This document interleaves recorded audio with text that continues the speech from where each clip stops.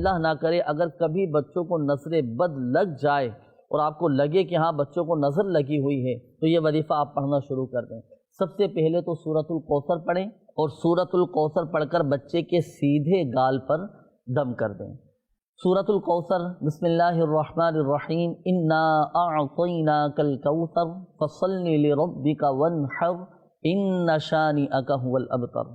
یہ سورۃ الکوثر پڑھ کر بچے کے پہلے سیدھے گال پر دم کریں، پھر دوبارہ سورۃ الکوثر پڑھ کر بچے کے الٹے گال پر دم کریں، اور تیسری مرتبہ سورۃ الکوثر پڑھ کر بچے کی پیشانی پر دم کر دیں۔ انشاءاللہ الکریم اللہ پاک کی رحمت سے بچے نظر بد سے محفوظ ہو جائیں گے۔ اور ایک اور وظیفہ میں عرض کر دیتا ہوں خاص بچوں کے حوالے سے کہ اگر پیشگی ہی ہم یہ وظیفہ پڑھ کر بچوں پر دم کر دیں تو الحمدللہ عز و جل بچے نظر بد سے محفوظ ہو جائیں گے، بچوں کو نظر بد نہیں لگے گی۔ تو بالخصوص والدین اور سرپرست جو ہمارے ساتھ پروگرام میں شامل ہے، یہ وظیفہ نوٹ کر لیجئے۔